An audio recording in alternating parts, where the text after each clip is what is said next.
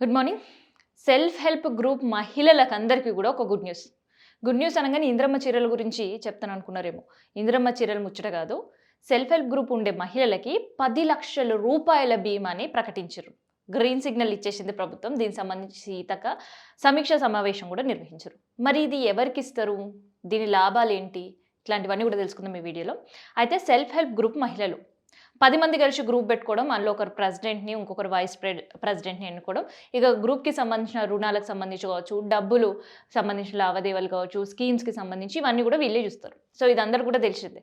అయితే ఇక్కడ ఎవరైతే మహిళలు లోన్‌కి ఎళ్తుంటారో, సో, ఈ 10 మందికి సమానంగా డబ్బులు పంచుకుంటారు. సపోజ్ ఒక ₹1,00,000 లోను శాంక్షన్ బ్యాంక్ గనుక చేస్తే 10 మందికి 10,000.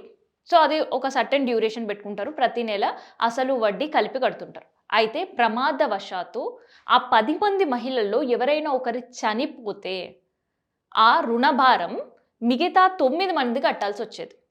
ఇన్‌కేస్ ఆ 9 మంది కట్టడానికి అంగీకరించకపోతే ఆ గ్రూప్‌లో వాళ్ళు దాచుకున్న డబ్బులు అకౌంట్‌లు ఏవైతే ఉంటాయో పొదుపు డబ్బులు, వాటి నుంచి బ్యాంక్ రికవరీ చేస్తది. అవి కూడా డబ్బులు సరిపోకపోతే ఒక ₹1,00,000 కట్టాల్సుంది. సో, ₹1,00,000లో 10,000 ఈమెకిచ్చిర్రు కాబట్టి, పొదుపు సంఘం అకౌంట్‌లో గనక 10,000 లేకుండా ఒక 4,000 3,000 ఉంటాయి. సో, అవి కట్ చేసిన తర్వాత మిగతా డబ్బులు ఈ 9 మంది తలా ఇంతేసుకొని కట్టాల్సొచ్చేది. సో, అలా కట్టడానికి ఇబ్బందిగా ఉండే మహిళలు అంగీకరించకపోతే, ఎవరైతే చనిపోయిన మహిళ కుటుంబ సభ్యులు కట్టాల్సి ఉండేది. సో, వాళ్ళు కూడా దాన్ని కట్టకపోయి, ఈ 9 మంది కట్టకపోతే, ఈ గ్రూప్‌కి సంబంధించిన అకౌంట్‌ని బ్యాంక్ వాళ్ళు బ్లాక్ చేసి పెట్టే పరిస్థితి. సో, ఇట్లాంటి వాటికి చెక్ పెట్టడానికి ప్రభుత్వం ఒక బీమా పథకాన్ని తీసుకొనొచ్చింది. అయితే ఇకపై మహిళా సంఘాల మహిళలు ఎవరైనా బ్యాంకుకు వెళ్లి రుణం తీసుకొని, ఆ రుణం చెల్లింపు టైంలో ఈ 10 మంది మహిళల్లో ఎవరైనా చనిపోయినా, ఈ 10 మందిలో ఇద్దరు చనిపోయినా, ఒకరు చనిపోయినా వాళ్ళకి కుటుంబానికి ₹10,00,000 బీమా ఉండబోతుంది. అండ్ ఏదైతే వీళ్ళు బ్యాంక్ నుంచి రుణం తీసుకుంటారో, ఆ రుణాన్ని కూడా ప్రభుత్వమే చెల్లిస్తది. సో, దీనివల్ల ఏందంటే మిగతా 9 మంది పైన భారం పడదు. కుటుంబ సభ్యులపైన భారం పడదు.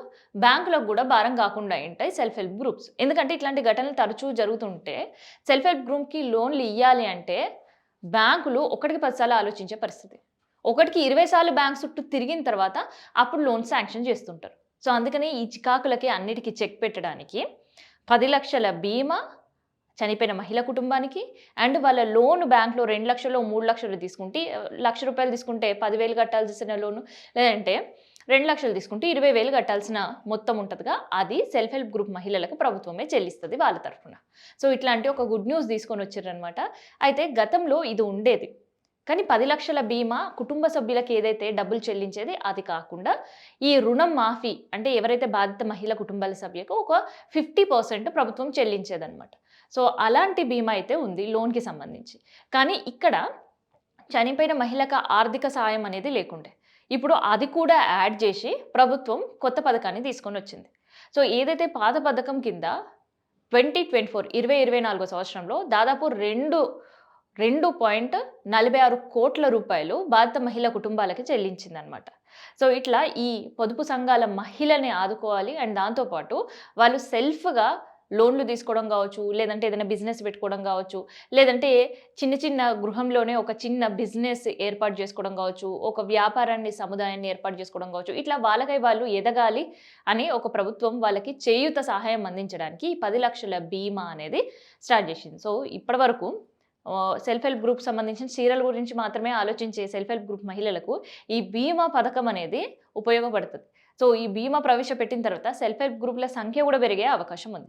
సో, ఇదన్నమాట సెల్ఫ్ హెల్ప్ గ్రూప్ బీమా 10,00,000 అండ్ దాంతో పాటు రుణ బీమాకు సంబంధించిన ఇన్ఫర్మేషన్.